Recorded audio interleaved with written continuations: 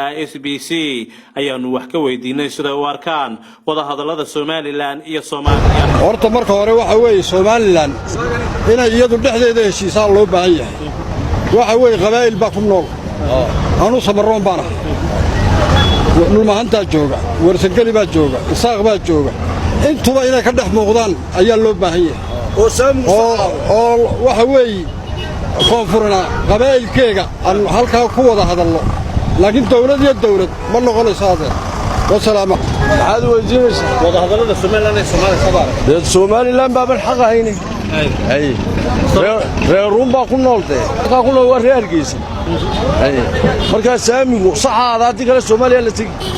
وصله وخلك وضع هذا السومالي صبارة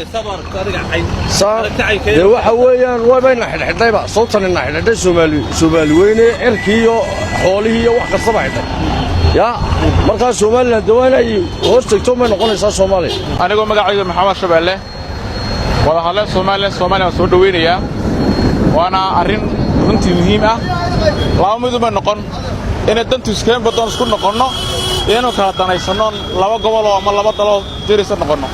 laakiin waxaan leeyahay doo Soomaaliland inaan ogolaano muhiim ah danteena ku jirtana ogolaano si aynu ama kala tagno ama isku soo noqono salaamu alaykum wala soo jeestis Soomaaliya وواحد أول بالفيلي إيماننا كرا دولتنا واجب كذا الصومالي شروطها اللي تمنوا كوا معقولة ضد كوا ولا الصومالي واحد هي وحكومة ده حكومة ده هنا وحكوا كلا بحان والشرعي مركا إن بدن بيوضح لنا الصوماليا أنا روح نشعل هاي إني وده هذا من الدرس وكسب شخصيا رأيي لكن ما تعلي إلا الوعد هذه وحنا أمد الصومال نكرر لها أو برشة بدك جاي ماذا أما برشة الصومال لك جاي ماذا بدك عليه تذكر الصومال لا ندرس حمر الشقات تجي من مثل كران كونفورت الصومالي أما الصومالي من مثل كران والسؤال لكن dadka halkan laga dawladda Soomaaliland ma xulmaan marnay cidna wada hadalka ka qayb gashay marka waxay la tahay aniga wada hadalku fiican yahay waa wada hadalna waan heshiin in wada hadalku ma xumo laakiin wada hadalku waxa loo baahan yahay dadku wada jira saddex gobol ayuu ka mid yahay Soomaaliland waxa daga qabiilo fara badan baa daga in qabiil kaliya uu ma aragtay uu ka noqdo maxay hadanay wada hadalka deema matalo waa in la helaa dad maaragtay u wada siman ummadda oo u wada hadasha ummadda dhibaatada qabta iyo wanaag ay doonayaan dad kale wax ma soo gooyaan waa in la wada helaa dadka qabiilada in la soo wada keeno marka wada hadalku ma xumo laakiin waa in la helaa in lagu wada jiro awdal wayna ku jirtaa Somaliland oo dhan wayna ku wada jirtaa wasalaam alaykum seedo aragta wada hadallada Somaliland iyo Soomaaliya Soomaaliya waxay soo magacowday guddi ka kooban 12 xubnood Somaliland wada hadallada la furaya balse Somaliland iyadu waxay iska taagtay meel adag oo mowqifkeedu adag yahay kolka aragti caynkeeya bad ka qabtaa wada hadallada Somaliland iyo Soomaaliya bismillaahir rahmaanir rahiim magacay waa Maxamed Ismaaciil Habane waxaan soo dhaweynayaa wada hadallada muxuu ay ku dhawaaqay madaxweynaha Soomaaliya Maxamed Cabdullaahi Farmaajo uu leeyahay dadka waqooyiga Soomaaliya ama Somaliland ku nool wada hadal baan u furayaa maadaama ay taasi tahay ama hal la isku diido ama muxuu ha lagu heshiiyo Soomaaliya waxa ku maahmaahdan ninka soo socda maxaan nidhaahnaba oday hore yiri waxay hay taladaasi wuxuu inaydaa anuga jawaabno wuxuu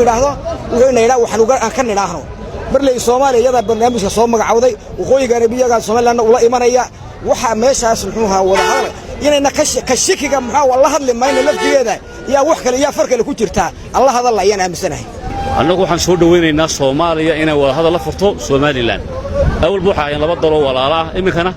واحد خلق قائم ترى واحد سكوبيري أي أول باهاين إن شاء الله نحن وينا إن شاء الله إني وهذا كلا سيوضو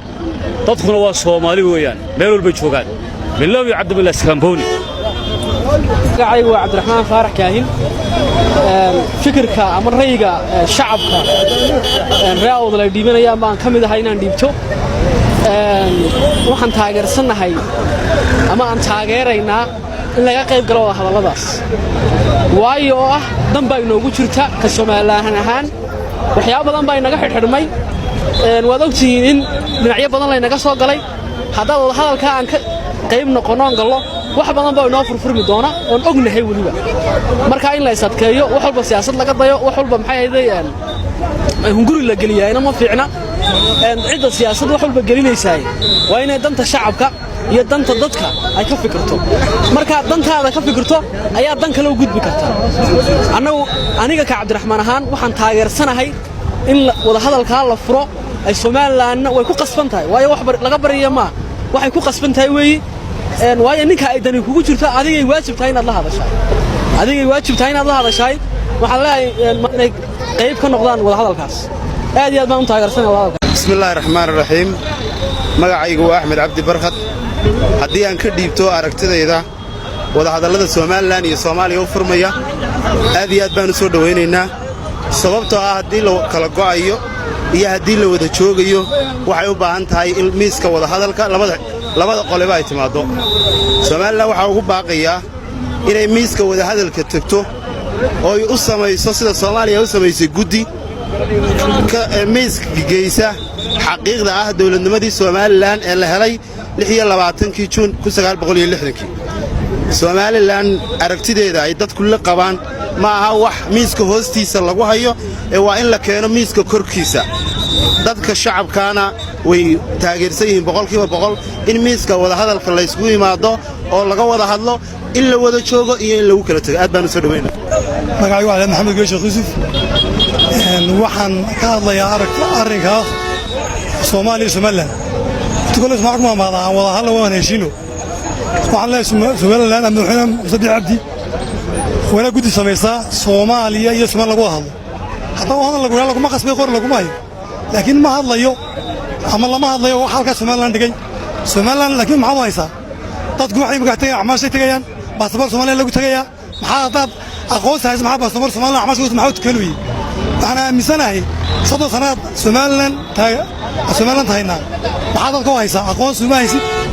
amaashi baa yaro dadka baasaboor uma haysid madaxweyne waxa ku leenahay fikirka qaado ama laba xaalo mid yeel ama dadka aftiga qaad ama dad gudiyo wadaalka qabla dir assalaamu alaykum warahmatullahi wabarakatuh hadaan aragtida ka dhiibto wada hadalka Soomaaliland iyo Soomaaliya madaxweynaha xalay hadalkiisa waxa kamid ahaa in dad shakhsiyaad reer Soomaaliland u dhashay oo calooshooda shaqaystayaal inay maaragteenay uu madaxweynaha Soomaaliya magacaabay waxaan leenahay annaguna maaragteenay madaxweyne